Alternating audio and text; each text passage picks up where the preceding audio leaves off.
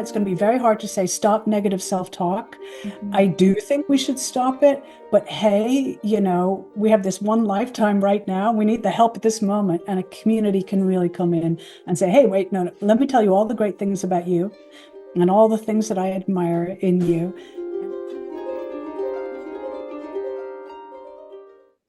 Hi, Diana. How are you doing today?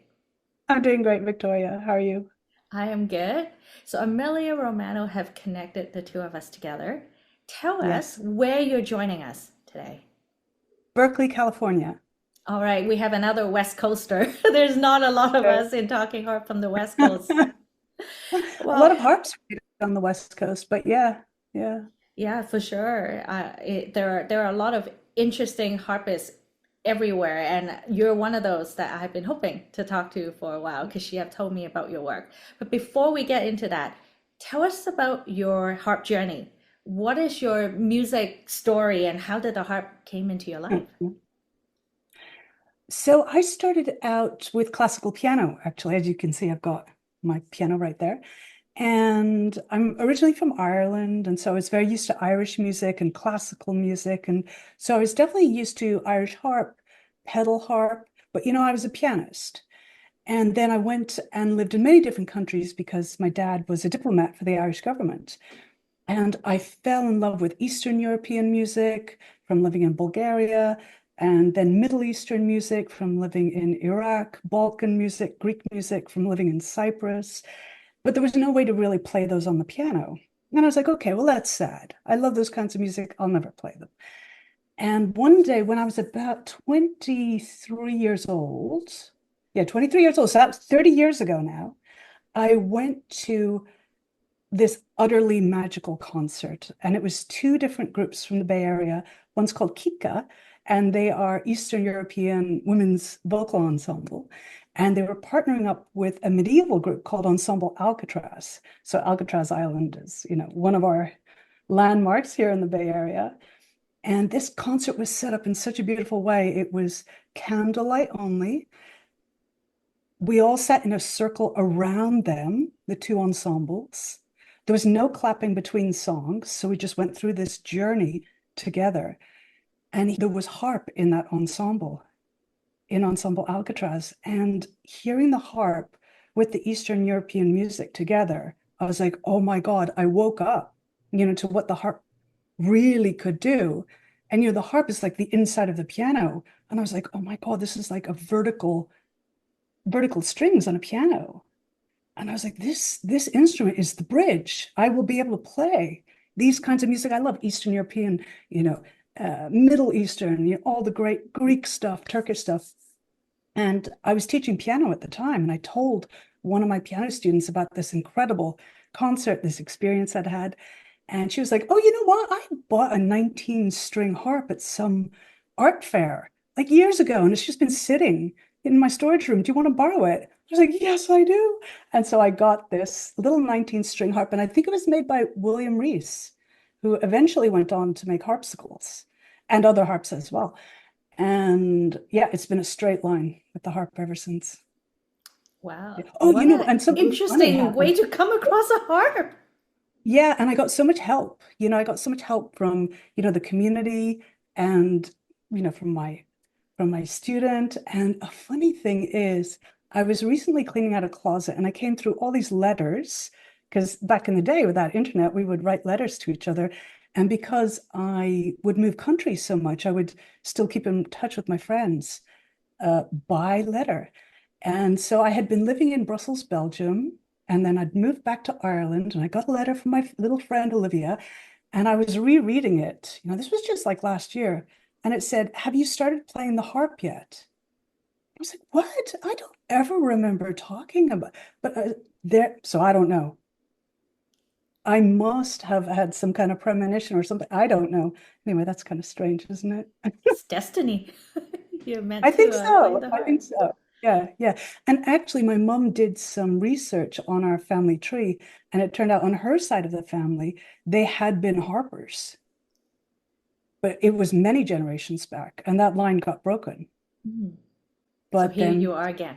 here we are, restarting it. Yeah, so That's that's my awesome. story. Yeah, thank And you. when I was preparing for our conversation and have been looking back to some of the word and your work, and one of the things that really jump out about you for me is your creative soul, your creative person, and you talk a lot about creativity in your podcast and whatnot. What does creativity mean for you, and why do you think creativity is so important? So I think creativity is whenever you directly engage with something. When you directly engage with something, so it's not through a screen or watching someone else doing something, or you're simply consuming something, when you directly engage with it, I feel like you transform it and you are transformed yourself. So it's a huge deal. It's a very, very big deal. Creativity can happen right now. Right now, it's happening between us. You don't know what I'm going to say. I don't know what you're going to say. We're being creative. We're directly engaging and something is happening. We don't know what right now, but it is creative. So creativity is not just making art. That's a great way to be creative, but you can have creative ways of bringing up your children, of gardening, of interior design, of cooking. It's something you can do in your life right now. And what I think is when people are creative, they reconnect to themselves. And when you connect back to yourself, I think you become your best self. I think you regain your strength, your self-esteem, your sense of agency in the world. And I think people are very, very disconnected from that.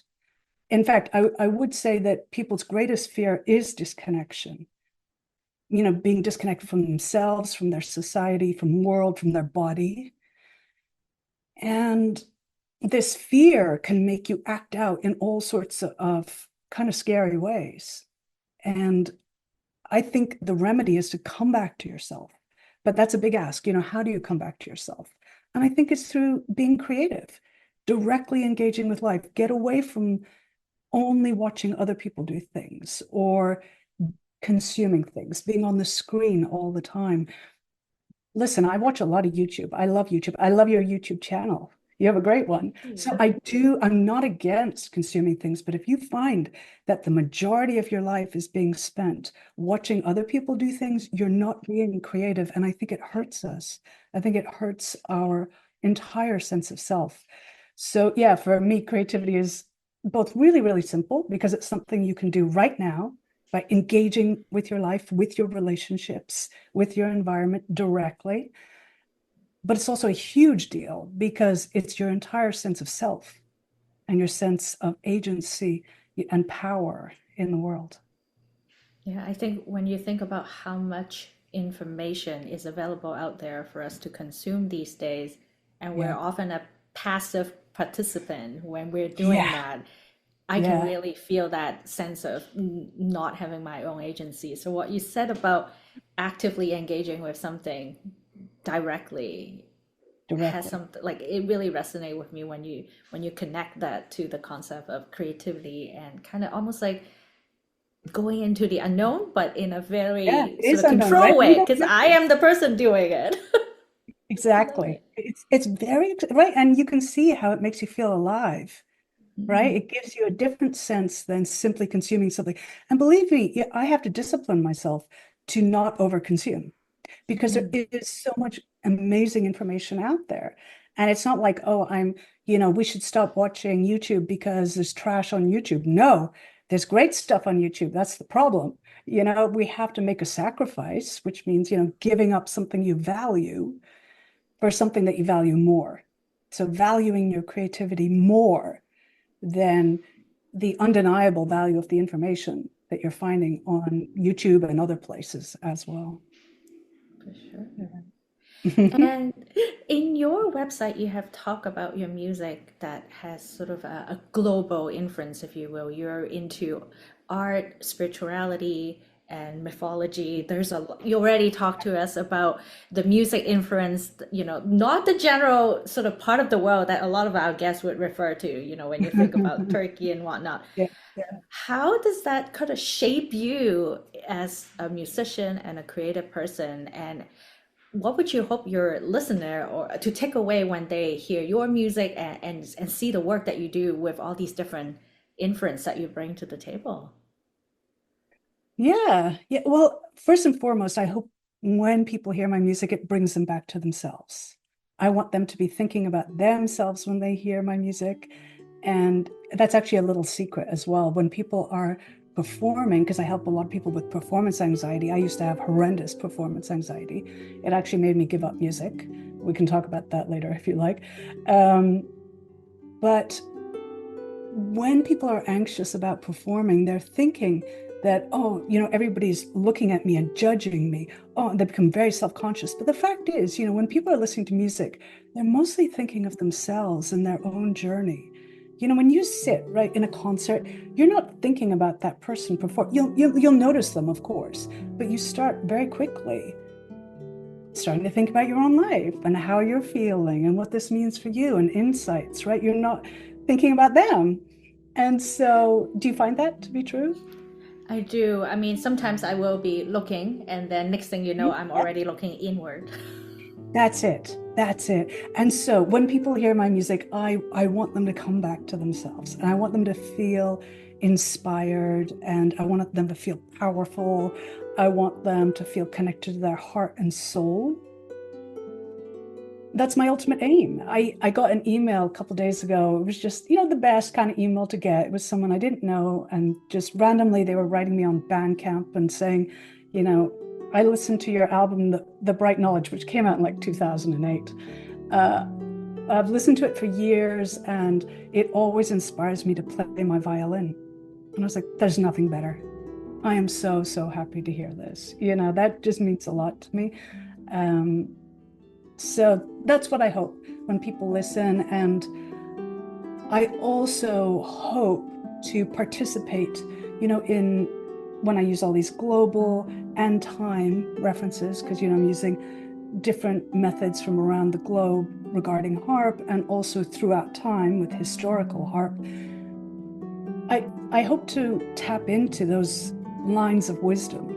We stand on the shoulders of giants, right? And so I tap into those lineages, and then other people get to hear those lineages too and tap into them themselves. It's a lot like Avatar, right? Like all these connections that we have. So yeah, that's ultimately what I hope. That's lovely. And you're right, there is a lot about the harp history that perhaps is not super familiar to a lot of us. Even when I think about myself, when I think about the harp, I used to think about concert harps, in the big poofy Yeah, jazz. And really, at the end of the day, that kind of harp hasn't existed for that much, and that type of it's music a modern really. harp. Yeah. Exactly. It is a modern harp in the grand scheme of things. So Yeah. there's a lot of wisdom in the past that I think we're missing out if we're just focusing on a narrow slice of what we know about the music Yeah, and harp. Yeah. for sure. Oh, I love what you're saying. Yeah. Yeah. So you focus on world and historical traditions. What are some of the traditions that you have studied and discipline that you have looked into? God, it's so easy to find out about harp traditions. It's such a pleasure to do it. It's because it's so, so old. The harp is from the bow and arrow in Africa and started migrating along with humans. So humans start in Africa and then they start migrating. And as they're migrating, also the harps start morphing. And I have a concert program called Harp Journey, Human Journey. And so I start out by playing a lot of African kora techniques. So the African kora, incredible harp. There are actually 90 different kinds of harp from Africa. So using those kind of techniques and then moving into what is now the Middle East and starting to use Middle Eastern harp techniques and then branching out. It went to Asia, it starts going to Europe, playing techniques from both of that. Eventually it ends up in, what we call the New World. And then we have Latin American harp, for example, using techniques from that. So there are so many harps that are just sitting there waiting to be documented. And when I did my PhD, which I finished about 10 years ago now, it was on world harp techniques and documenting what they are.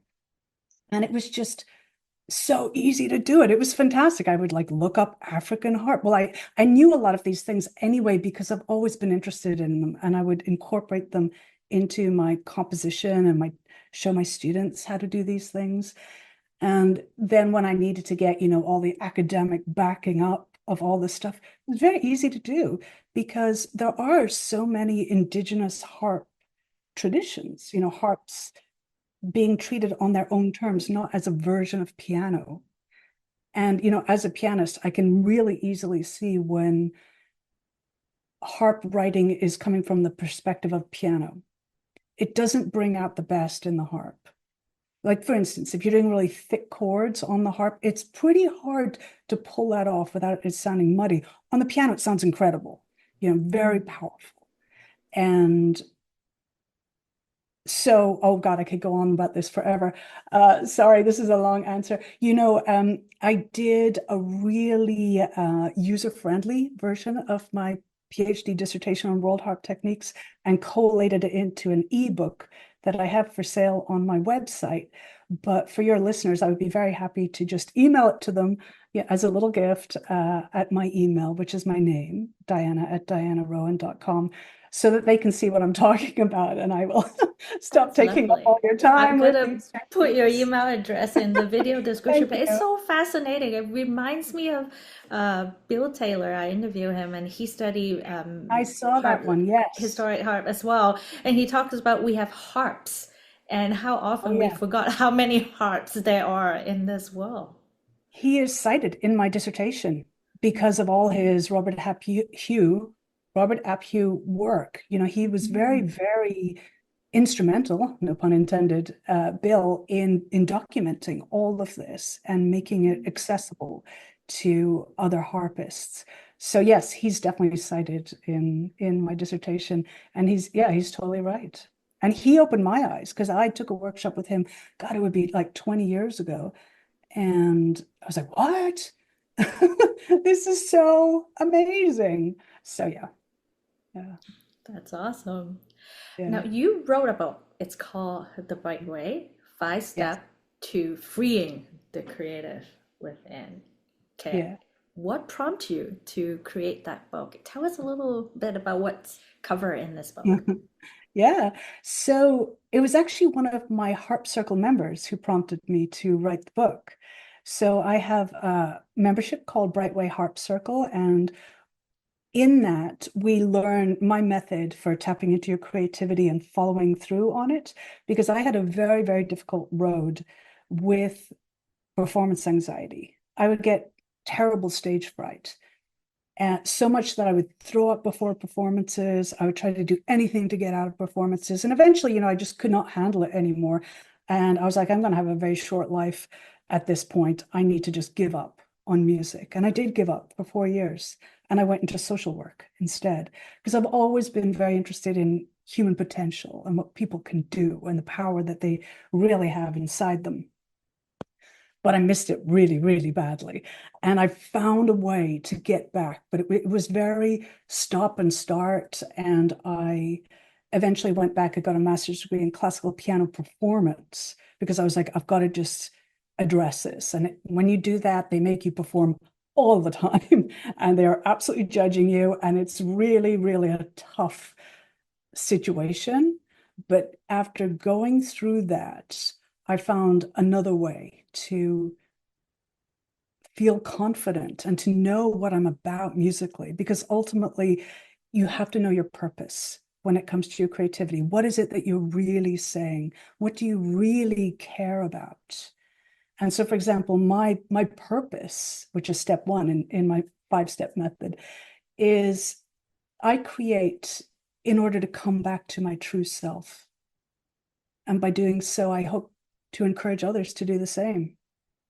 And so everything that I do is from that point of view. When I am performing, that's what I'm trying to do. I'm trying to come back to my true self as I perform.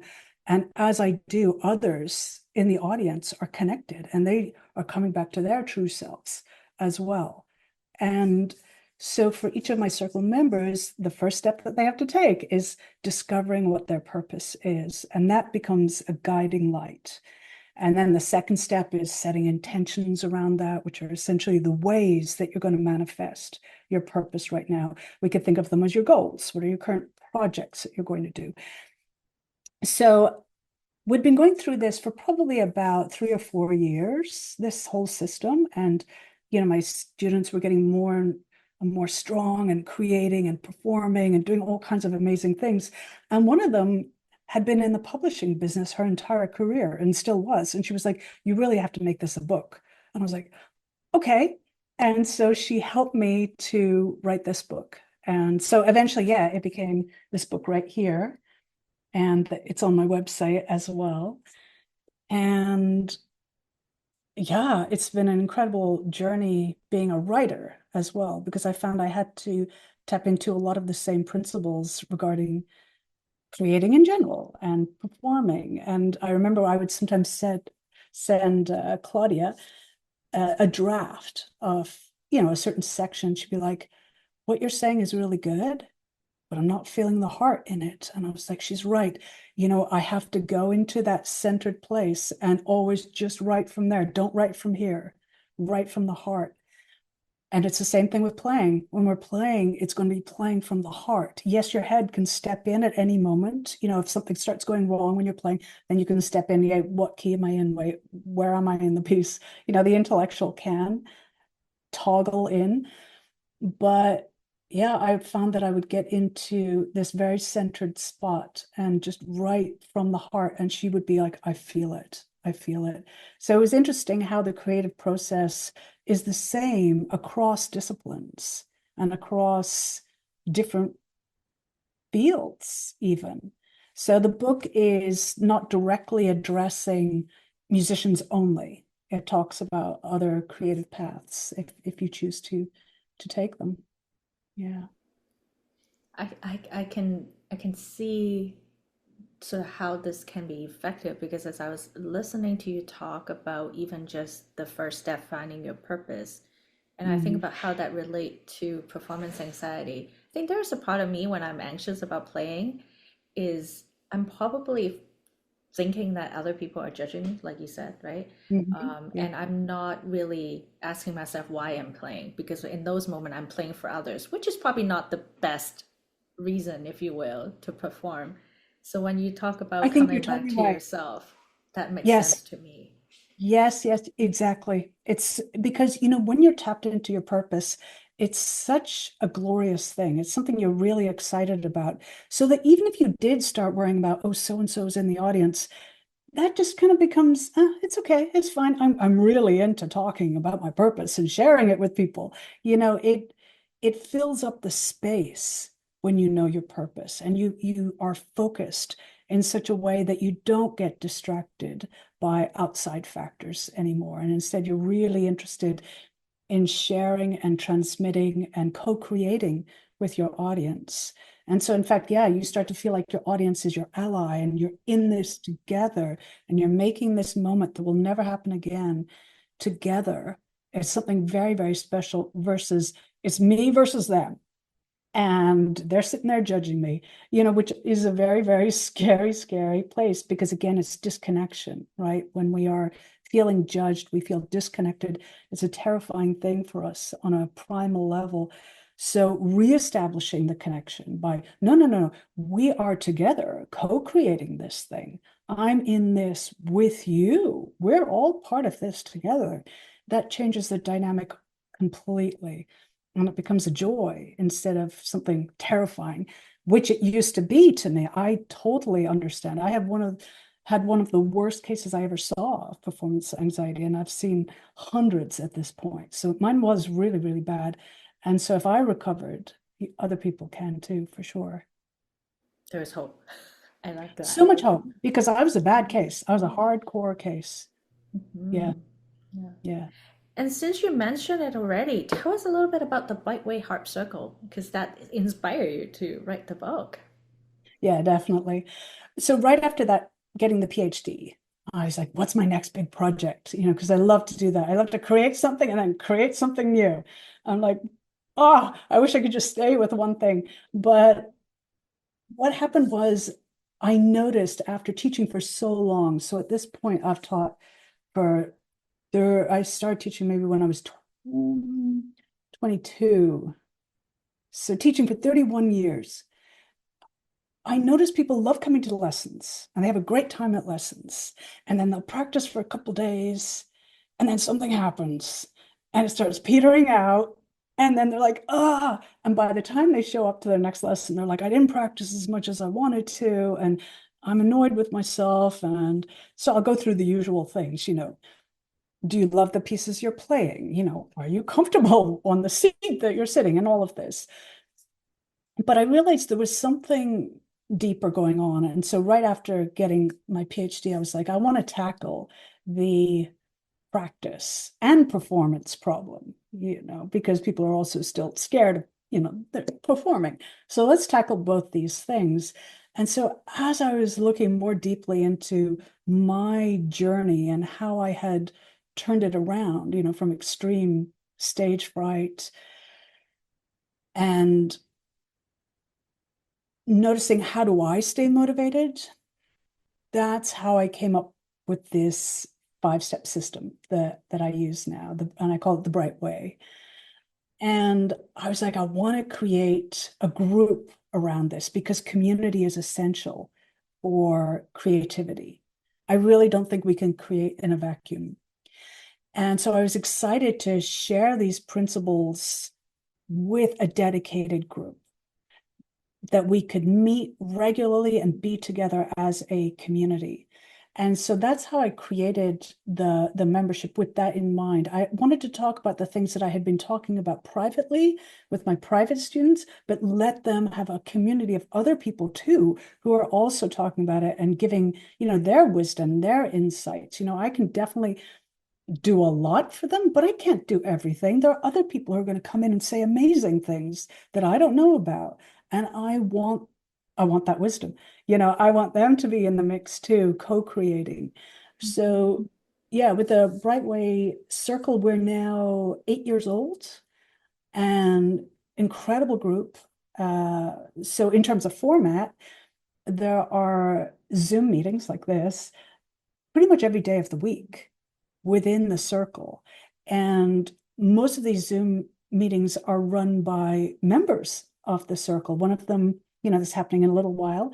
It's a 4-hour window of open house hours, and people come on, they play for each other, they talk about their creative journey, what's going on. Tuesday mornings, then it will be co-practice, and that's where we get on. We say, hey, this is what I want to practice today. Everybody says what they want. Then we put ourselves on mute and practice. So it's like co-working, but it's co-practice. On Fridays, there's World Harp Healing Hour, and that's where members get on and they just play healing music for the world. You can believe that I was there on Friday. And I could. yeah, there's no clapping between songs, it's just little offerings. It's very, very gentle, meditative hour. So every day of the week, there's something like that happening. Then once a month, I give a dedicated workshop on whatever step we're working on, because we do work through the steps over and over again, just working on them more and more deeply as time goes on. And then there's a training portal full of videos on the steps. So some people are not necessarily fans of learning in groups. And so those members can be entirely just watching the videos, and that's how they like to be. And they're quite private, and they're definitely, their energy is with us and we feel them, but they don't show up at meetings. And that's totally okay, because what I've tried to do is create over the years different offerings within the circle for different learning styles, because people do learn differently. And some people are social learners, and that's a style I think that's not recognized enough. We hear about visual learners, kinesthetic learners, and so on. But there are people who are social learners who learn in groups, bouncing ideas off of each other. And no matter how many times they hear a lecture, it doesn't stick. It's just not their thing. They don't enjoy it. They need that interaction. But some people, as I said, are very private and they enjoy consuming things on their own, and they're working on them on their own. So it's really like a pick and choose within the circle. There's no one way of doing things. And the ultimate goal is that as members are working through the system, they're crafting an ever deeper version of their best learning style and their best creative style and finding out, what's their personal recipe for what works for them. And I've found over the years, people's plans and the way they do things and their intentions have diverged so dramatically. And I love seeing that because they're really becoming themselves. We have a slogan, be more you in the circle. And so that's the goal. And we celebrate how different everybody is in the circle and their different interests that they have. So yeah, so that's why I created the circle, and that's what it looks like. And so we open twice a year, on January 15th and July 15th. And so if you go to my website, just send me an email, I can put you on the notification list. We actually did not open in July because I threw my back out. And I just missed the cycle, because we work through the steps Mhm. sequentially. We start a new cycle and we go back to step one and revisit our purpose. And my back was so badly out, that I couldn't start it. And I was like, oh. Anyway, so in January 15th, we'll open for the first time in a year. And we usually are open for a couple weeks for registration, and new members come in. It's a very safe and welcoming space, very positive and uplifting, I would say. I can imagine, and you hit Yeah. on two things that are very near and dear to me. You talk about community, and you also touch on creating a sustainable system that really can keep up with our momentum. I did a Mhm. conversation on goal setting, and I've always tell people that setting goal is not good enough if you cannot keep it up. Yes, And keeping exactly. up is the challenge. Like even for myself, I find that staying on track and not falling off the rail is Absolutely. difficult. And what you're Yeah. describing there is to create something that we can actually like sustain. Exactly. Exactly. I think, the two big problems that creatives will have is number one, burnout, and number two, losing motivation. And so, how can we address those things? We have to create a sustainable system to address those things. We cannot just wait until we're burned out and then try and resurrect ourselves from the ground. It's like a really heavy lift if we try to do that. And likewise, with motivation. So, with this creating a sustainable system, yeah, it has to be custom. And like I mentioned, with the circle, discovering honestly, what is your learning style? Not what were you told in school is the right way to set goals, or, 7 habits of effective people and all this kind of stuff. Maybe that's not you. Maybe you do things differently, and you need to know that because that's who you are. And who you are is a superpower.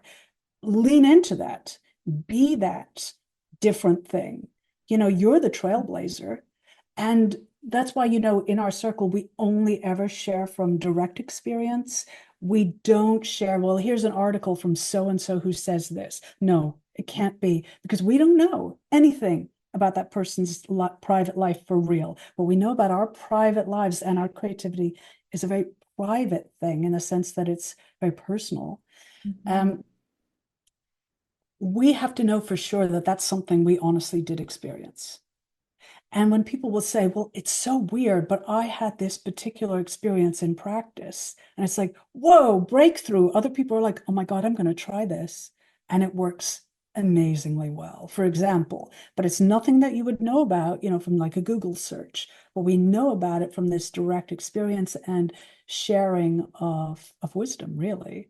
So again, this co-creation It idea. really is. And that's the magic of the community, right? Like there's so much collective wisdom in That's there, it.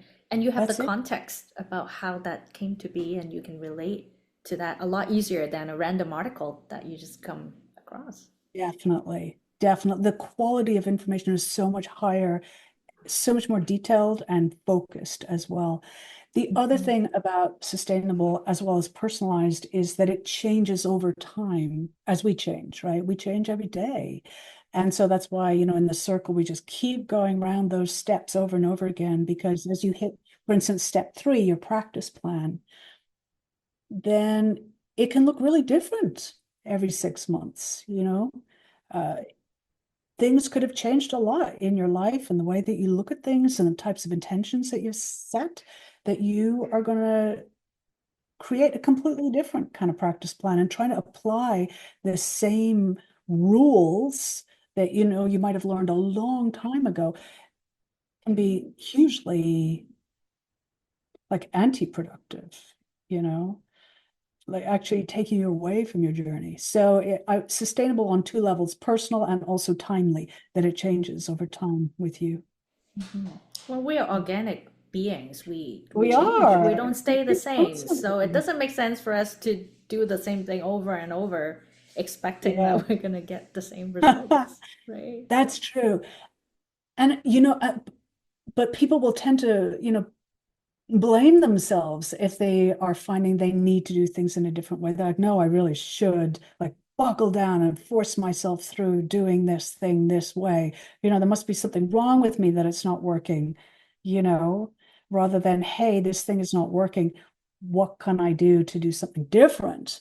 Instead, we can oftentimes get stuck and blame ourselves. And I think that's where community can help so much because they can be like, hold your horses, you know, because like a joke that I like to make is when someone has a bad experience creatively, I'm like, so the first thing you thought was, I'm not a harpist. The second thing was, I'm going to sell my harp, right? And they're like, how did you know? I'm like, that's what everybody says. That's where we go. We're humans. We react that way, but the community can talk you off the ledge and be like, hold on, hold on. Let me tell you about my war story and what happened. And eventually we can end up laughing about, colossal disasters that have happened. I've had huge disasters. When I was at the height of my performance anxiety, I had a huge memory lapse playing piano and I ran off stage. I could not remember the piece to save my life. I couldn't even hear it in my head. It was gone. So I was that person who ran off the stage. And hey, did that end my career? I thought it did at the time. But no, it didn't. So like amazingly awful things can happen to you, and it's not the end. It's Mhm. just something that did happen. Yes, I absolutely admit it happened. But it wasn't because I'm not a musician. Yes, and I think it's Yeah. brilliant that in your website you say goodbye to lonely harping because there's nothing worse than us talking ourselves into selling the harp or I'm not good enough and this is it, I'm done. We can get so stuck and I mean, we worry about other people judging us. We're the worst judges. Like we say crazy stuff to ourselves. And so it's kind of human nature to do that. It's going to be very hard to say, stop negative self-talk. I do think we should stop it, but hey, we have this one lifetime right now. We need the help at this moment, and a community can really come in and say, hey, wait, no, let me tell you all the great things about you and all the things that I admire in you. And by the way, I tried this when you had that problem. I tried this. Maybe you can try it. Um, it's just that kind of support and solutions as well that people can give, on community. Yeah, is actually, yeah, one of the five essential elements in my system. So I have five steps that you go through, but also five essential elements inside the little wheel that happen all the time. And those are community, inspiration. We always need to be seeking and stoking our inspiration. If we neglect that, we can kind of dry out artistically and wonder what happened. Um, Artistry, always developing our artistry, always learning, and technique, always tapping into our technique. So those five essential elements happen all the time in different proportions. It doesn't have to be 20% each or something. But when we get stuck in our journey, we can sometimes look at those essential elements and say, hey, am I missing any one of these ones right now? And it could be like, oh, I've been kind of backsliding on my technique and I've been practicing the harp with my legs crossed or something. And it's like, perhaps I should stop doing that, So yeah, I do firmly stand by community being absolutely essential. And I hear it every day from my circle members, like over and over, they say, this community is so important to me and has helped me do all these things. And I don't feel, you know, vain saying that because it's not me, it's the whole community. It's an entity now that is a creation of its own. And, you know, the members are hugely responsible for having created it. Yeah. So yeah, I love it. They're Yeah. like the organs to keep this machine going, and right, like it's Yeah. it's amazing what a community can do together. It's great. It's the thing. Like all great artistic movements happened in community. Florence in the Renaissance, Paris, the left bank, turn of the 19th century, Laurel Canyon in Southern California in the 60s. All these things happened in communities. It wasn't like there was one person. Yeah. And, some people say, well, what about Van Gogh? He was an infamous loner. I'm like, his brother was one of the most famous art dealers in Paris, and he knew everybody. He was not off on his own. This is like a total myth. Yeah. But there is a myth of like the lone artist. And it's a toxic myth because I think without community, our journey is 1,000 times harder. Yes. And I'm a strong believer that the sum is definitely greater than the parts. Yeah. Yes. And I think what you're saying about your harp circle there just really demonstrated, because everyone is still creating on their own, but Oh, together yeah. I think, they are making a ecosystem that keeps Yeah, it all is of an them ecosystem. running, right? Like it's It it's used to be brilliant. called the Harp ecosystem Right. originally. Yeah, so you exactly tapped on the word because I was thinking of feeding up and down because yeah, as then the circle is very strong, so then it feeds the individuals who then come up and feed it. So it becomes this, yeah, self-sustaining ecosystem. Mhm. Exactly. Yeah. I mean, that's what you've created with Talking Harps, right? Yeah, I think, a lot of Community. times we don't hear enough about other people's experience, personal experience, and exactly Yeah. what you said about, not just go and grab some random article, but let's hear Yeah. what really happened. I think there is something to be What said about really that. happened. Yeah. And, people need to feel safe enough to share what really happened. Because initially, they may be hesitant or fearful or like, oh, this probably isn't the right thing. I didn't do the right thing. I'm not, I didn't say that. And it's like, whoa, no, actually, that is the super cool thing. That is totally the new way of looking at things that we want. That's the breakthrough, the innovation that we crave. And yeah, yeah. So I Because love what you did technique with, is easy in the grand scheme of things. The dealing I with your know. own self is way This is harder. it. This is totally it. Yeah, because I'm like a technique fiend. I love, love, love technique. But actually the bigger ask is this that you're talking about. This connection to community and connection to self, this bigger it's oftentimes a spiritual journey. I don't mean religious, but I mean it's such a deep connection that we're looking for. And it's on that level of inquiry, I think, that, yeah, technique is like, oh, wait, that is kind of straightforward. Body mechanics. All right. Fair enough. Yeah. Yeah. And you talk about the five element, and one of them really matters for me is the inspiration. And I know you have Mhm. virtual harp summit that Yeah. touch on different topics that by Yeah. looking at the program, and I'm just browsing your website, they look pretty inspirational. Tell us about Yeah. these summits. Yeah. So I had been going to a lot of harp conferences and really enjoying them. American Harp Society, I presented there when it was in New Orleans. Oh yeah, what a cool city. New Orleans, and then World Harp Congress. I presented there in Sydney, Australia. Wonderful. And these were just great gatherings. But I realized, because I travel a lot, well, I traveled a lot before COVID, but because I performed in many different places and knew a lot of different harpists, that the fact is it takes a lot to go to a harp festival. It costs a lot. It's a lot of time.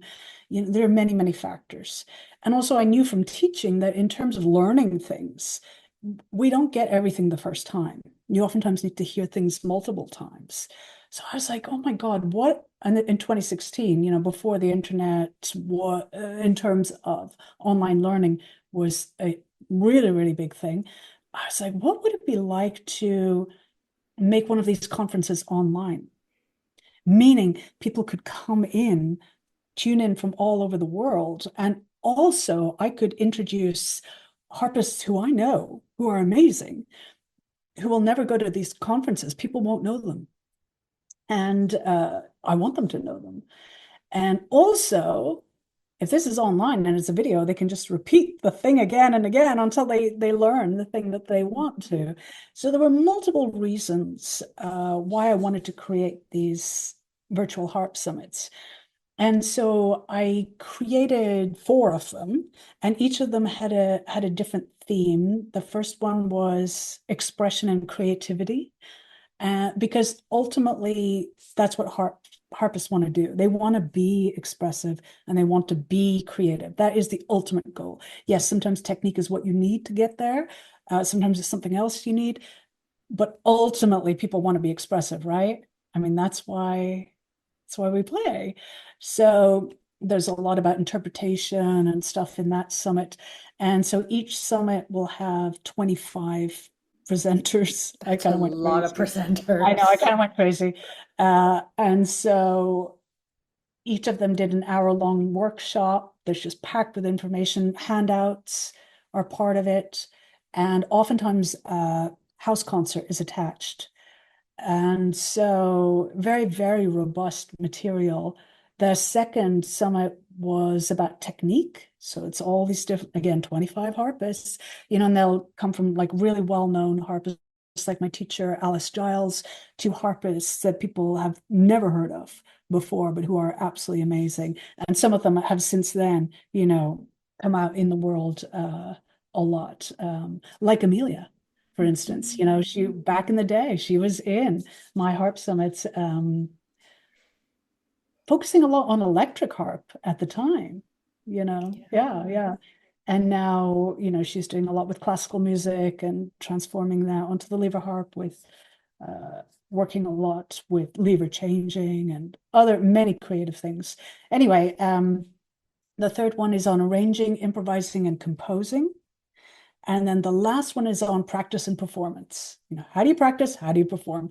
So I wanted each summit to have a theme because, just a bunch of information about all different topics can be overwhelming. Um, so yeah, uh, that was the format. And so people can go and purchase individual summits still, but I do have a new offering that I built like 2 years ago and have not made live, but I will make live very, very soon. And if your viewers send me an email, I will be able to send them a special offer around this that I think I'll make available until the end of the year. I should probably make some kind of deadline. But essentially, it's a membership around these summits. And what that would mean is if you're a member at that time, you get access to all four summits with all the material. And there's going to be support around that because I'm going to help people work through this amazing material. It's nice to present it to people, but it sure helps to have someone guide you a bit. So I want to do, a monthly workshop where I go through some of the workshops within the summits and we work on them live.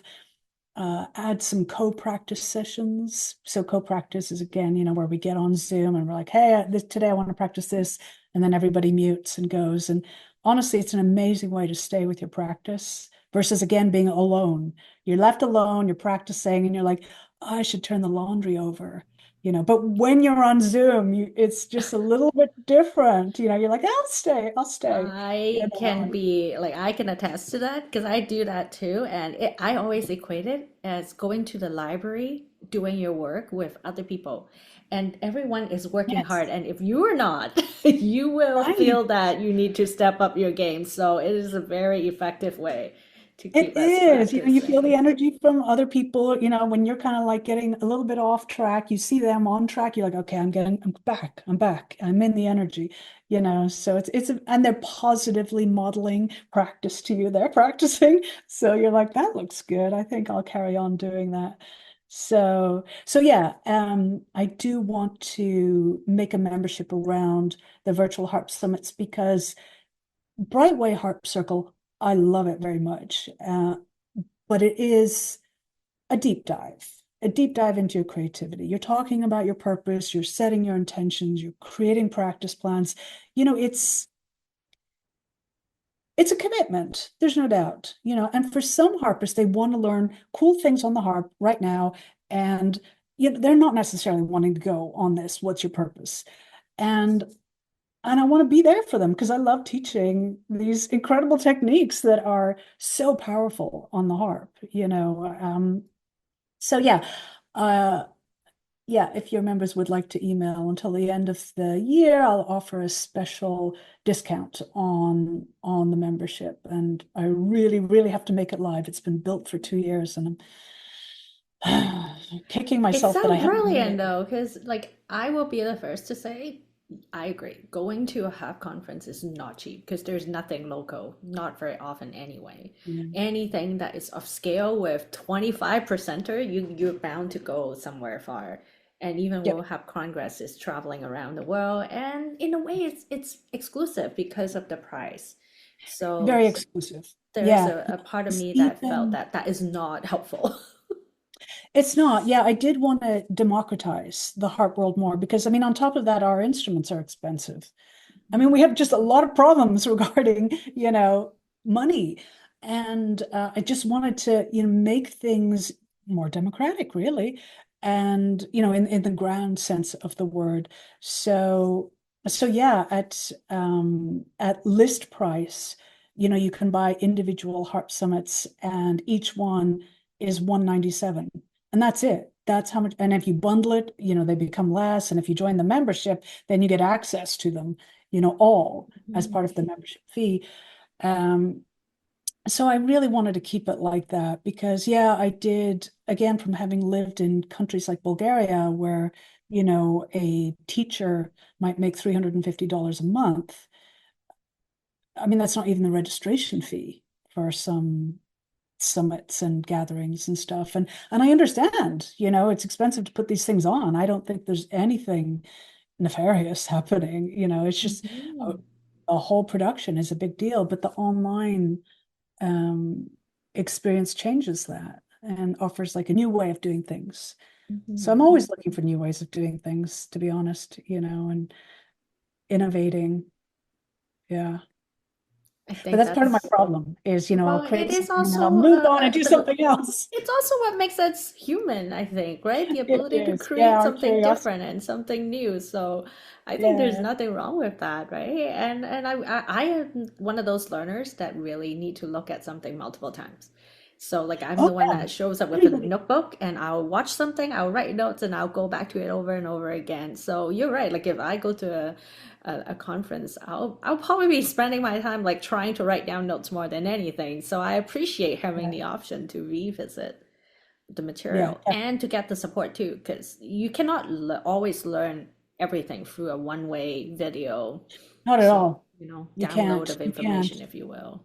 I love online learning, but I have to admit, yeah, it can't be a one-way journey, you know, and oftentimes when we get stuck, we're actually stuck on something kind of small that could be easily fixed for us if we just point out what the problem is. But for us, we're stuck, and our entire journey has stopped. But Mhm. the fix is actually something really simple, but we don't see it.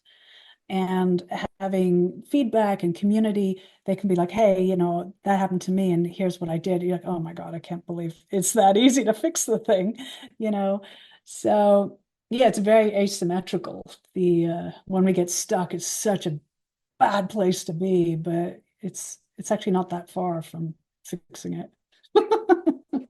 Yeah, yeah, That's yeah. awesome. You know, I think another thing too, also with the conferences is, you know, you can only be in one place at one time. And so Yes. you've got that heartbreak trying to decide, or else you do the thing where you go to like half of each Mhm. offering. So you're getting neither completely, you know. So uh, yeah, for all those reasons, I created the virtual harp summits. Yeah. Sounds like a good idea to me. I think Yeah. I have been to one sort of harp weekend kind of event, and like my brain was overload, number one. Number two, a lot of Mm. times I just walk out with the sheet music. I forget half the things that they taught me. It's not Yeah, helpful yeah, for the long yeah, term. So I like the idea of having access to the material. Hopefully, it yeah. will encourage the participant to go back to it and actively sort Definitely. of So use that's it, why I wanted to right? create the membership, is to encourage people to go back to it. I like Yeah. over and over again, including the people who have purchased it in the past. I know that they are logging in sometimes, but I just want to, be that little encourager, little reminder of like, hey, this is in here, let's work on it. Let's do it. And so it, goes up the priority list again for us.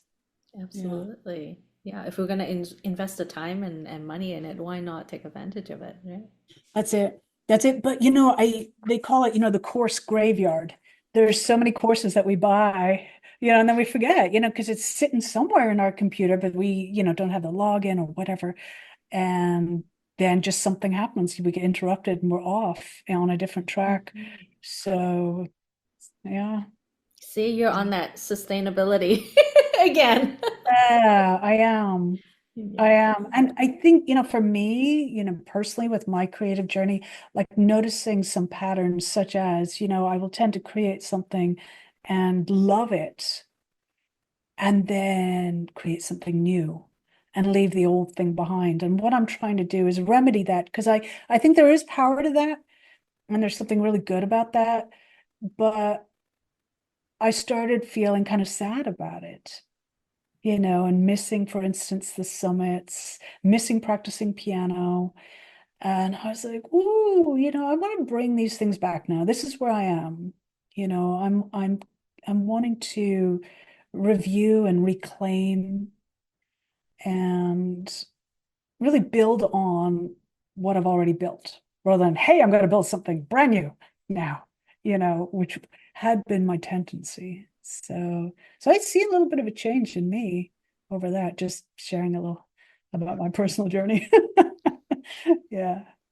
Well, I can see it kind of like a parallel to going back to the old harp traditions that are there and see what that has to offer. I think in some way this That's is kind of true. like that. Thank you for that framing. I like that. Yeah, Yeah, yeah. There was wisdom back there there in the you old go. things that I did that I love and miss. Right? Yeah, There you yeah, go. yeah. Now, I often ask my guests if they have any sheet music that they have either composed or arranged, and if so, can you recommend something to us? Do you have anything you would like to share with our audience? I do. So on my website, there's an ebook called Nine Songs for Harp, which are nine scores of songs that I've either composed or arranged. And for your viewers, I would be happy to send one of them free. It's called When I Open My Eyes, and it's a song that I composed that has an Irish flavor to it, but also a little bit modern. And it's a very accessible piece. So no matter what level you are on harp, there's a way to play this piece. So I think it's a good one, and it's one I perform all the time. And as solo, I also perform it in my group. So I have a trio with cello and viola, and then I have a duo with Chinese guzheng. And with both of those, we've done the piece. So it's a very flexible piece. So I think that one would be a good one. And so if people would like it for free, if they email me, I'm happy to offer that. Or I could send it to you and you have a link or You know, whatever I works. like the idea of having them reach out to you. You have thrown a lot of really generous offer out there. I think it's an Thank you. invitation to connect, and I think folks should take advantage of that. Oh, And I thank you. definitely Yeah. think that I'm gonna put on the links to the Harp Circle, the summit. I think all of those are worth checking out. Is your book available in your website? You said. Yes, you can find it on all the usual places like on Amazon and Barnes and Noble and all of that stuff. Oh, and I have, but you can find it on my website very easily. So, and that links to all those different sites, depending on what you'd like. Some people like IndieBound instead. Mhm. So, through my publisher, the publisher's New World Library, they are organizing a workshop around the book for January 12th. And that's where I'm going to give a 2-hour workshop on the book, working through purpose, step one. So I don't have the link for that yet because we're talking on Friday to finalize all the publicity for that and so on. But that'll be, I think, a really fun event. So having the book and then we're doing the workshop, that would be January 12th. Yeah, and I think they want, what do they want? I think $27, I think, for the workshop, and then purchasing the book any way you like. So it's also, you can get it on Kindle if you prefer ebook versions. And I have grand ambitions to make an audiobook out of it, but we'll see. That would We'll be see. interesting because I think you do have a really calming voice to narrate. I hope you're going to Okay. be Oh, narrating thank it. you. Yeah. I would like to read it because, I just put a lot into it. Like I said, I would really get into this space and feel like I was almost channeling something as it came through. And so it very much felt like a co-creation with Mhm. the energies that were coming through, the teachers that I've had, the wisdom that I've learned from others coming through. And so again, that makes it easy to talk about the book where I don't feel like, oh, I'm just talking about me. I'm not talking about me at all. I'm just the conduit. And so yeah, it becomes fun to talk about it instead of like, I'm getting self-conscious. I love it. Yeah, yeah. Yeah, and But I I just really have know. to say again, what you've created is exactly along these lines of community, bringing people together, talking, sharing all these different perspectives. It's very, very powerful. And I know in this day and age, people don't respond as much in terms of like sending you an email. Well, maybe they are doing it, but what I've heard from creators is like, I put something out there and I don't really hear much back. But it's just kind of the fashion these days that people don't respond, but they are greatly affected by it. Mm. So for sure, I know that you are affecting people even more than you know. That's for sure. That's reassuring to hear. And I think we are living in a digital age where people, if they don't see something instantaneously, they think it didn't happen, which probably is Huh. not a good mindset to be in because a lot of things actually takes time to brew and conceive and take Percolate. form, right? Yeah, yeah. And Mhm. even just thinking about, Yeah, talking about creative journey and how you have to look within. And sometimes those are scary things to look at. And I was just looking at the lighting because today is dark in here and I have this one little light and I'm noticing how dark it is. But really, like I feel like it's kind of appropriate. It's sometimes we kind of have to look into the shadow to kind of look true. at figure out who we are and it doesn't always have to be scary. My therapist said you don't have to have tea with the spider. It's okay. Yeah, and Jung, he said, I'm paraphrasing, but by looking into the shadow, you find your greatest power and you become free when you do that, when you look at the shadow. And so absolutely, that is that is so true. Mhm. When my book released, unfortunately, it was March 2020, which was the worst possible timing. And, my book is about all the things we talked about. And, I had a big book tour lined up and like a week-long workshop at Omega Institute, which is this big deal place, and everything went to hell. And I also did not feel like I could promote the book at the time the way I had planned, because like you say, it's a deep thing to do this, to look inside and go on this journey and confront, oh my goodness, what are my dreams that perhaps I've let go of? Can I look inside and start coming out again to myself? It's a huge ask. And I was like, March 2020, that's not where people are. They are in survival mode. This Yeah, is the last thing they want is another existential question. Exactly. And I was like, it would be irresponsible for me to say, hey, tap into your purpose right now. No way. I can't offer them support because it's only the book. If they're in the circle, that's fine because we're really, really close and in communication all the time. And believe me, during COVID, we were rock solid. We were so, so tight because we really needed each other. on a whole other level at that time. Um, but yeah, I mean, I got some pushback for not promoting my book because they're like, no, it's the perfect time to tap into your creativity and so on. I'm like, no, it's not the way I do it. I'm not Mhm. talking about having some tactics here and there and picturing your audience naked and all this kind of stuff. These things only work for like once. I'm talking about like long-term sustainable. And now I feel is the right time to talk about it. And I'm ready to push ahead with talking about my book more again, because I feel like although there are some huge questions that have come up on a social level, um, there's also been a type of hope and inspiration that's been unleashed, and people do want to take their power back. And I, one of my students, we were commiserating, and she said, you know what? No one can take my purpose away from me. I was like, this is it. This is exactly right. This is our strength. So, so yeah, you are totally right that it is, a deep journey that we're on as creatives. And I think that, if we're willing to go there into those darker, unknown spaces, that's like infinite creativity is in there and infinite power is in there for us, like self-power, not power over other people, but, you know, personal strength and self-esteem and confidence, faith in yourself. Uh, it's to be found there. And it really is to be found Absolutely. there. I don't think it's a mystery, and I don't think it's unknown that we can do this, you know?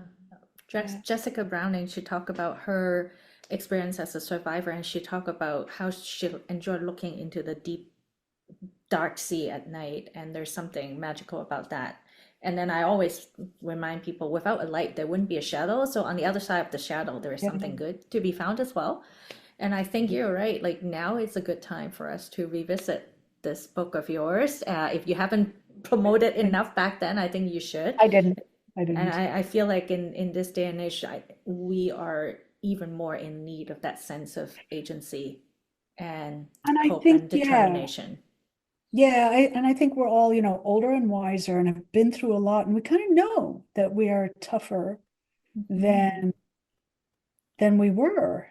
We have found a strength in ourselves. And so I feel like it's a good moment for us Yes, to, yeah, reclaim our power. So that's awesome. Well, I yeah, really appreciate your time chatting with me and thank sharing you. with our audience about your work. I hope everyone has been keeping track of all the lovely offers, and I'm going to put your website and your email address in the video description. And if you ever get the membership ready, there I I'm know, going to and I link it feel, down there as well. yeah, I hope this will give you a deadline yes. to push the membership out. To be honest, I want to release it this month. I've just got to do it, and Yes, it's do not it. much Just do it. time to talk about it, but that's okay. It's not going away. I can mention No, it now and it can build that way. I think for sure. just got to do it, right? Yes. And the summit is available for purchase if anyone want to start there. So Yeah. And so, yeah, if people purchase the summits and they have access, lifetime access to those things. Um, if you have the membership, then you have access to all the summits, but only while you're a member. So there's, yeah, there's a two little, different models yeah. there. And I'm gonna secretly put a wish out in the universe that you'll continue the summit at some point again, because I think it's a brilliant way to Inspiring me, yeah. Yeah, bring some, I really would harpists love to do together. that. Yeah, Yeah, I think it's all coming around again, like you said, like the reclaiming those ancient roots. it is. I think the star Yeah. is lining up again. What other social media platforms are you in aside from your website? What is the best way for us to stay in touch with your work? So the best way is definitely, yeah, my website, which is my Okay. name, dianarowan.com. And again, if anybody wants to email me, that's my name too, Diana@DianaRowan. And then in terms of social media, I'm coming back on it. I had kind of neglected it for quite a while and, just really focused internally and on the circle, but coming out in the world again. And so it would be Instagram, which is my name again, Diana Rowan, and then on Facebook, it's Diana Rowan's Bright Way. And I do have a YouTube channel, which Yes, which you have is, some really good conversations I with know, some really beautiful people in there. yeah, So it's everyone time need to to, go check it yeah, out. to reclaim all that great stuff. And Absolutely. yeah, I feel empowered. I think I also needed to go on that internal journey again. And, it can be frustrating, it doesn't look romantic. It sounds romantic, but it doesn't look glamorous when you're in it. And I think I feel even more authentic now, even more me. And that's what I want for everybody. That's because I do think people ultimately are good if they're really their true selves, but it's very I easy to agree. become disconnected from yourself. So, It but can. creativity is a great way to come back to yourself, I and we can love do it. it. Yeah. Thank you so much, Yeah. and I hope to talk to you again. I would love that, Victoria. It's been great talking to you and hearing about your journey. Yeah. Thanks for everything you've created. You are welcome.